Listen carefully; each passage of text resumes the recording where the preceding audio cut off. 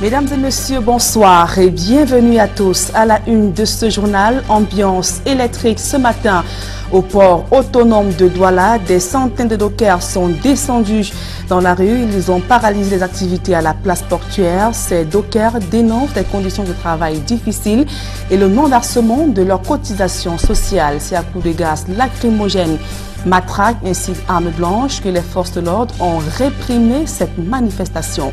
On fait le point dans ce journal. Les gestionnaires étatiques dans le viseur de la Cour suprême, la juridiction, pointe un doigt accusateur sur ses responsables pour l'irrégularité de la tenue des comptes et ces manquements ont été portés à l'attention des députés ce vendredi à l'Assemblée nationale. En posture d'invité de ce journal, une légende de la musique camerounaise et internationale, Manouf Dibango, en séjour au Cameroun. Voilà pour le sommaire.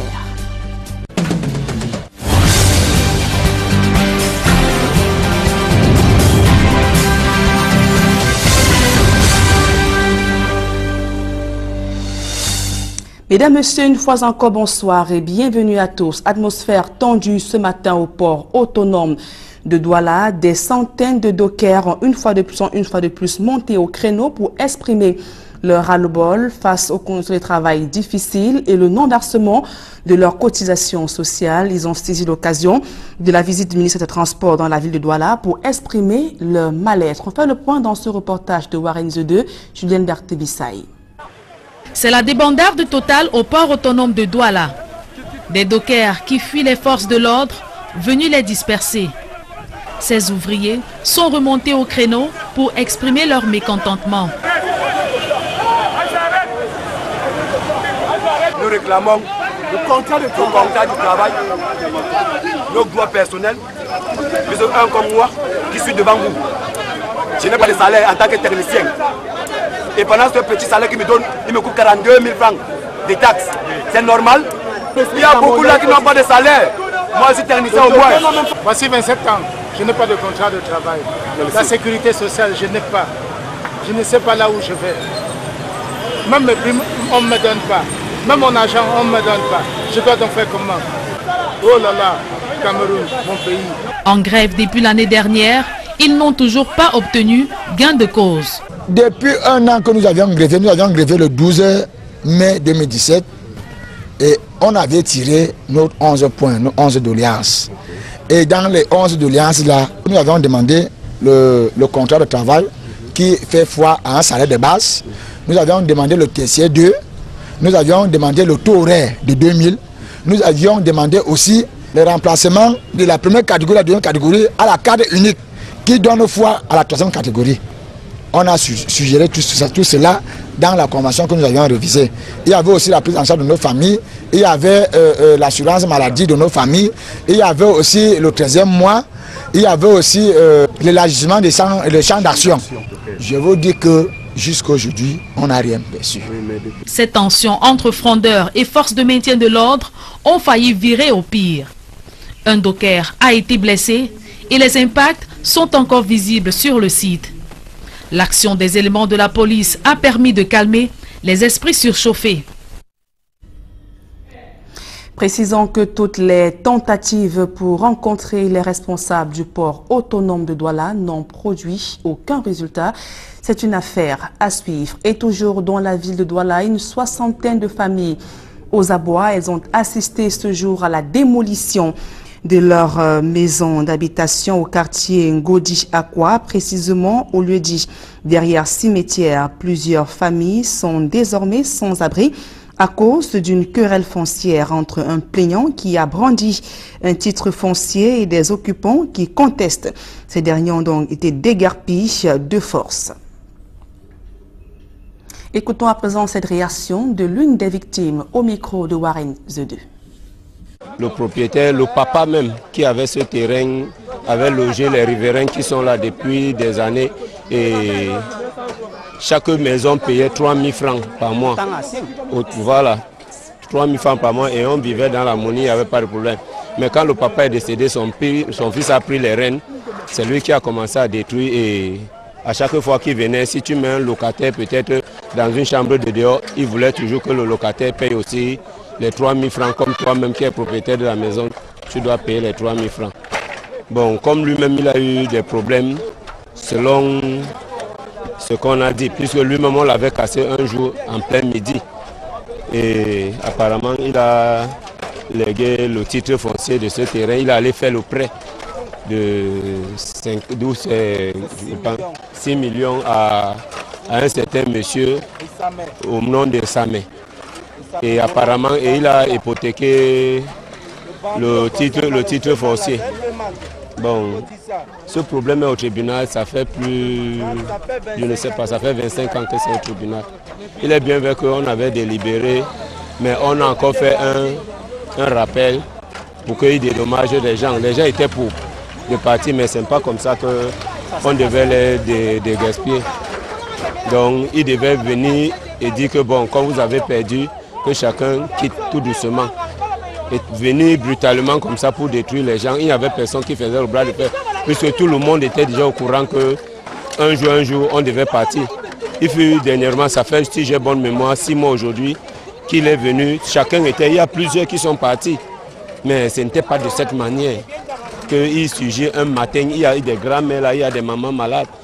Il apporte un angèle comme tel pour détruire des gens et toutes ces familles. Il devait, comme il a gagné le procès, on ne refuse pas, comme il dit qu'il a gagné le procès, il devait leur dire, bon, je vous donne au plus tard, peut-être 2 semaines ou 3 semaines, pour que vous libérez l'endroit.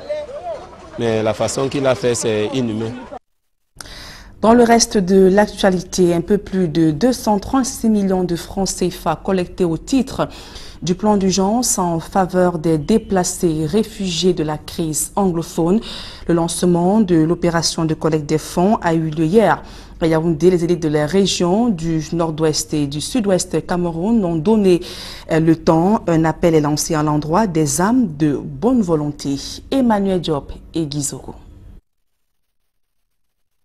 L'élan de solidarité envers le nord-ouest et le sud-ouest est en branle.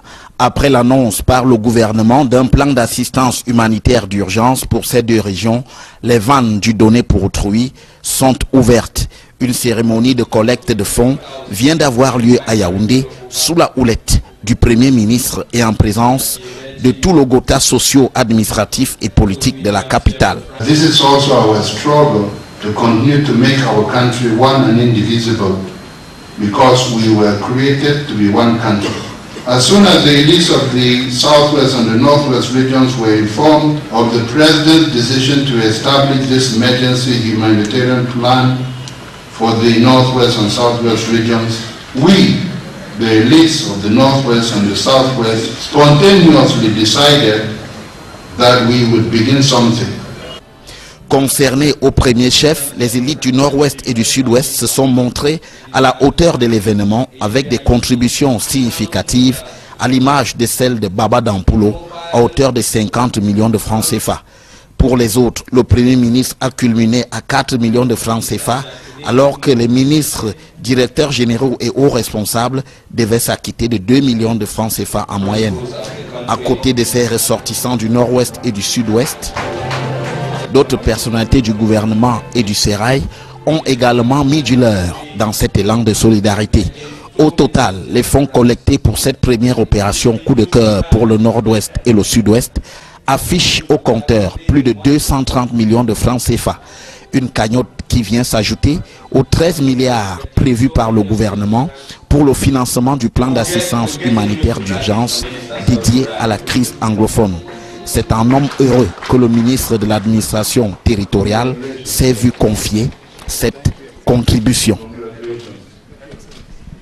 Et sur le théâtre de la crise anglophone, la tension n'est toujours pas retombée dans les régions du nord-ouest et du sud-ouest Cameroun, 2 régions en proie depuis 2 ans à une crise socio-politique. Un gendarme et un policier ont été assassinés ces 2 derniers jours à Moutenguene, dans le sud-ouest, et à Bamenda au nord-ouest. Ces assassinats sont attribués aux activistes de la sécession des régions anglophones. À l'issue de violents affrontements qui ont opposé hier et ce vendredi les rebelles et les forces de défense et de sécurité, le ministre de la Défense a annoncé la destruction d'une importante base terroriste dans le nord-ouest et les saisies des armes et munitions. Devant les sénateurs ce vendredi, Joseph Betty Assomo a fait le point de cette guerre contre les séparatistes. Selon le MINDEF, la situation se normalise progressivement dans les deux régions en crise. Il reconnaît que des poches de résistance subsistent dans certaines localités, mais il a indiqué que des mesures appropriées sont prises pour mettre définitivement hors d'état de nuire ces terroristes. Tout autre chose à présent, la Chambre des comptes épingle les structures étatiques au Cameroun. Il leur reprochait la production irrégulière des comptes. Révélation faite ce jour à l'Assemblée nationale lors du forum échange entre la Chambre des comptes et les députés. On fait le point dans ce reportage de Joël Essenga et de Marcelin Gansop. Du rapport d'activité 2016 de la Chambre des comptes de la Cour suprême, il ressort que la production des comptes pose quelques problèmes. Il y a certes du bon, mais surtout aussi du moins bon. Les comptes des comptables principaux du Trésor sont normalement produits et sont de bonne facture, tandis que les comptes des receveurs municipaux et les comptes des établissements publics administratifs sont produits à une faible quantité. Donc c'est pour nous une préoccupation essentielle. Ce sont ces difficultés que les membres de la Chambre des comptes ont partagé le temps d'une demi-journée avec les députés, membres de la Commission des finances et du budget de l'Assemblée nationale. Nous avons appris tout ce qui se passe sur le terrain et toutes les difficultés que les comptables et autres opérateurs économiques éprouvent pour nous transmettre les comptes. En tant que parlementaire, ça nous permet effectivement d'interroger le gouvernement sur un certain nombre de choses et ça nous éclaire effectivement sur le travail du gouvernement sur le terrain. Ça nous permet donc, le moment venu, quand on les rencontre, de leur poser ces questions et de leur demander de trouver des solutions. En espérant que les structures indexées vont rectifier le tir d'ici la publication du prochain rapport de la Chambre des comptes de la Cour suprême. Quand les comptes ne sont pas produits, c'est difficile pour nous de mesurer les activités de l'État. Donc je crois que c'est une préoccupation majeure qui mérite qu'on s'y arrête. C'est pour cela que l'une des suggestions qui a été faite, c'est d'éveiller l'attention des autorités de tutelle, qu'il s'agit de tutelle technique ou tutelle financière, sur la gestion et de ces établissements publics et de ces collectivités territoriales décentralisées, pour qu'on arrive à tout le mois à une production régulière des comptes. Cet exercice, qui se veut traditionnel, a déjà le mérite d'éclairer la lanterne des parlementaires sur des questions liées aux comptes publics. Notre rôle est de nous inspirer des analyses et recommandations de nos travaux pour améliorer le cadre législatif et réglementaire des finances publiques, mais tout aussi d'impulser l'amélioration des pratiques de gestion des fonds publics avec comme objectif une bonne gouvernance des finances publiques. Fin ce jour à Douala des travaux des experts de la SEMAC durant 3 jours. Ils ont évalué la mise en œuvre des réformes économiques de la sous-région Afrique centrale. La SEMAC qui a engagé d'ailleurs un bras de fer pour le rapatriement des recettes d'exportation. Confrontés à une grave crise économique, ces pays de la sous-région peinent à reconstituer leurs réserves de change. Malgré l'existence d'une réglementation sous-régionale et très peu de multinationales se plient aux injonctions de la SEMAC. L'objectif était également de mettre en œuvre des dédits de réforme et convier pour la première fois les dirigeants des compagnies pétrolières à une réunion interministérielle sous-régionale dans la perspective d'accélérer la reconstitution des réserves de change de la SEMAC. Écoutons à présent cette réaction du président de la commission de la SEMAC, le professeur Daniel Ona Ondo, au micro d'Equinox Télévision. Nous sommes là pour régler les problèmes. Je crois que la France ne s'est pas faite en un jour. Il en est de même pour les pays africains. On ne peut pas, par un claquement de baguette magique, faire en sorte que tout s'améliore d'un coup. Le principe est simple. Les compagnies sont tenues de rapatrier des recettes d'exportation. Conformément au règlement que nous avons édicté, même s'il y a libre convertibilité, libre transférabilité au niveau de la zone franc, elles sont libres. Elles doivent transférer les réserves. Ça nous arrangerait parce que ça permettrait de conforter les réserves de change dans la sous-région. Mais maintenant, vous savez que nous sommes des éducateurs. Il faut déjà passer le message. Nous sommes des éducateurs que les gens sachent qu'il y a une loi qui existe, il faut qu'ils se conforment à cette loi. Nous avons déjà au niveau de la CEMAC, nous sommes en train de voir le problème des PPP, partenariat public-privé, donc qui permettrait de concilier, de ne pas seulement avoir que le secteur public, de concilier le public et le privé dans un cadre organisé. Donc c'est une piste qui est là. Nous faisons en sorte que les lois ne soient pas des lois qui empêchent aux entreprises de pouvoir s'implanter. Donc ce travail, c'est un travail de longue haleine. Ce n'est pas un travail de coup de baguette magique. Donc ce travail est en place et c'est dans l'intérêt de nos économies. La libre circulation a été actée par les chefs d'État à la conférence de N'Djamena. Donc elle est effective. Il y a eu un petit problème. Et je crois que c'est ça auquel vous faites allusion. Nous sommes en train d'y remédier. Je crois qu'il faut éviter d'invectiver les États. Ce sont ces États qui ont accepté la libre circulation. Je crois que c'est une des avancées considérables de l'intégration sous-régionale. Et effectivement, il y a encore des scories, il y a encore des petits problèmes. Quand vous allez sur la route, vous allez trouver ce que vous appelez ici les mange-mille qui continuent à harceler les commerçants. Je crois qu'il faut remédier. Là aussi, il faut éduquer les gens. Qu'un Camerounais ne soit pas mal vu au Gabon, qu'un Gabonais ne soit pas mal vu en République centrafricaine, qu'on s'accepte mutuellement. Il y a des pays qui ont déjà des passeports CEMAC. Nous faisons en sorte que tout le monde puisse disposer d'un passeport CEMAC.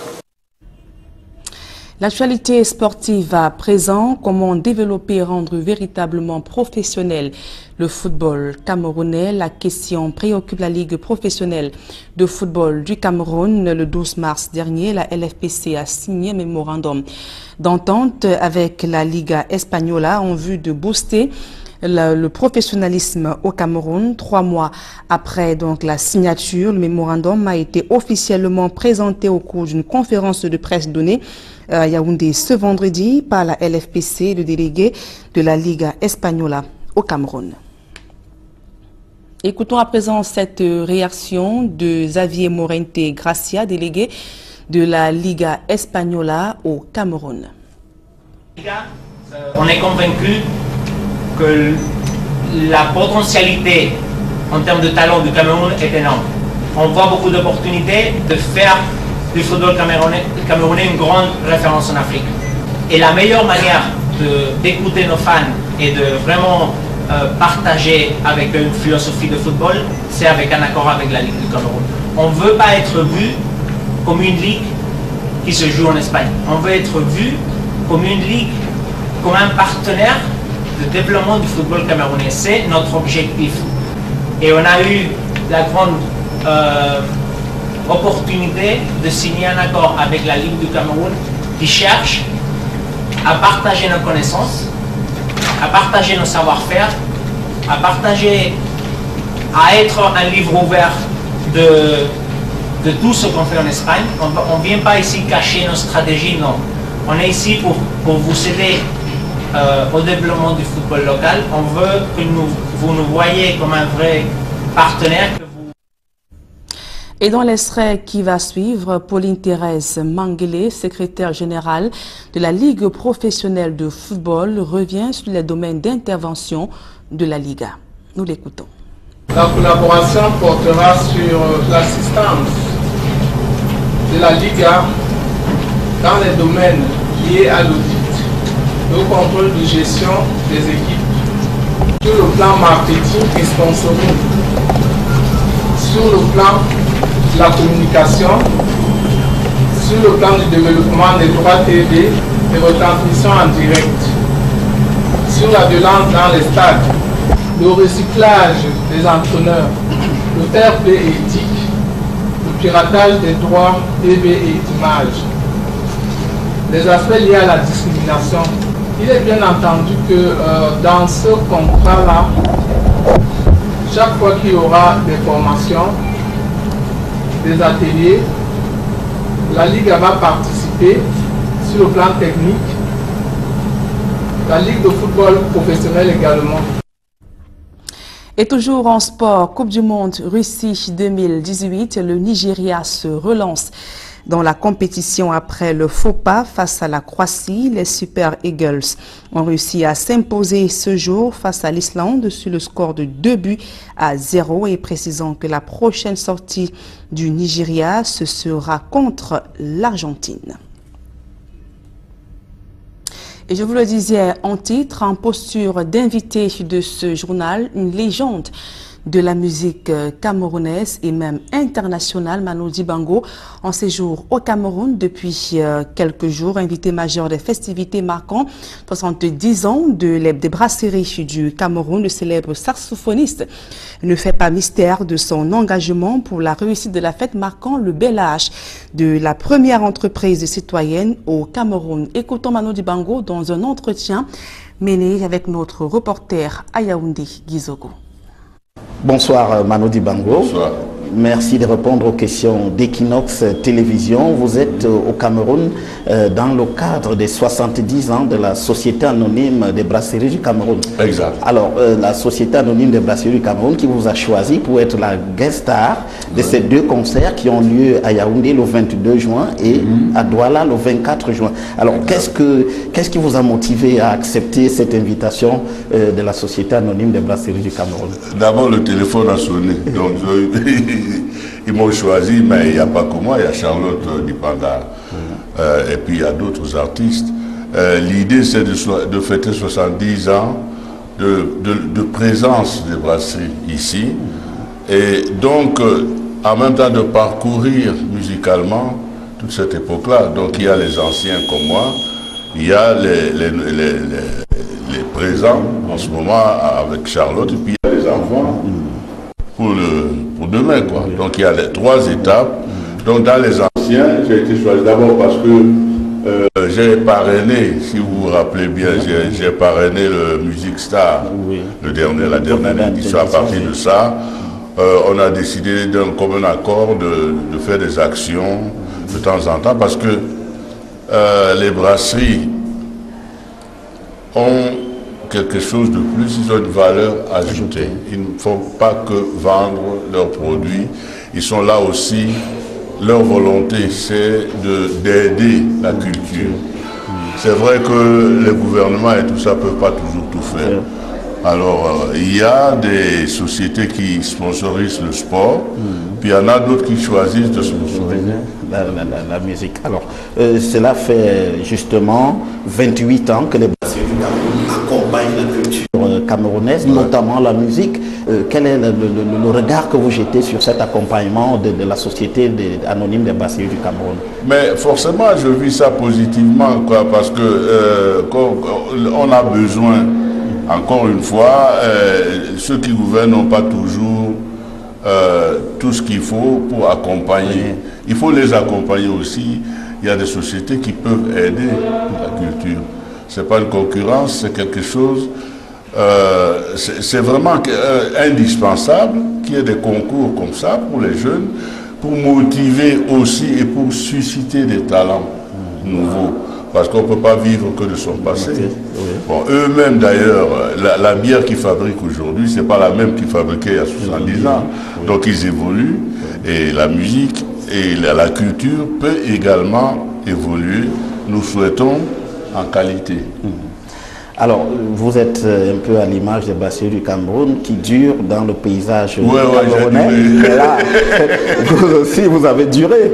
Alors, qu'est-ce qui explique cette longévité de Manu Dibango? Il est à la limite inisable. Ah ben écoutez, je ne sais pas moi. Chacun a son karma dans la vie. Vous savez, il y a des grands talents qui s'en vont très vite. À 20 ans, il y a beaucoup d'artistes qui ont disparu. Moi, j'ai la chance que je me lève jusqu'à présent. Bon, ben, je continue. Hein. Mais par contre, j'ai la passion de ça depuis longtemps et ma passion ne s'est pas émoussée avec le temps. Hein, je suis toujours curieux, je suis toujours heureux de partager la musique avec les gens et les autres. Donc, je parcours le monde parce que le téléphone sonne encore. Le jour, il ne sonnera plus. Mais il y a quand même l'hygiène de vie, Manon. Comment? Il y a l'hygiène de vie qui permet qu'on puisse durer, comme c'est le cas pour vous. Ben oui, ben ces jeunes-là, moi, je suis juste locataire. Je ne suis pas propriétaire. D'accord. Alors, on va quand même dire un mot sur la musique. C'est la fête de la musique. Oui, c'est vrai, le 21. Effectivement, le 21. Et quand même, Manu Dibango, une icône de la musique camerounaise, quel regard aujourd'hui sur cette musique? Non, mais c'est très drôle parce que la première édition de la fête de la musique, c'est Jacques Lang en France qui a initié ça. Il se trouve que j'étais parmi ceux qui avaient été choisis pour jouer à la première fête de la musique. Hein, ça fait déjà des années. Oui. Et tout ça. Et puis, c'est un phénomène qui a mondialement marché, quoi. Et donc, j'ai jamais joué au Cameroun à la fête de la musique. Je joue d'ailleurs pas à la fête de la musique. Mais il y a suffisamment d'artistes pour ça. Mais c'est une bonne chose. Mais par contre, moi, je souhaite que la fête de la musique, ce soit tous les jours. Parce que les artistes, ils souffrent beaucoup chez nous. Il n'y a pas de structure. Vraiment. Et que les brasseries aident, c'est bien, mais il y a un problème fondamental. Il n'y a pas de structure pour encadrer ces artistes-là qui mordent le diable par la queue, quand même. Il faut dire les choses. Nous avons des artistes ici. Les 3 quarts ont des postes troués. Bon, il faut les encadrer, à mon avis, beaucoup plus sérieusement, parce que là, quand même, dans un pays, c'est ça qui reste. Hein. Je veux dire, il faut le savoir, ça. On ne le sait pas toujours, parce qu'on fait beaucoup l'art au premier degré, mais le deuxième degré, on n'a pas envie d'y aller pour l'instant. Ça ne se voit pas. Hein. Ça se voit pas. Les jeunes gens, ils font leurs chansons, ça dure 3 mois.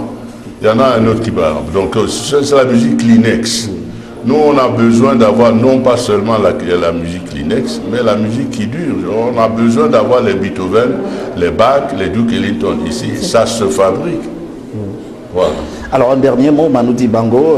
L'actualité de Manu Dibango, c'est quoi?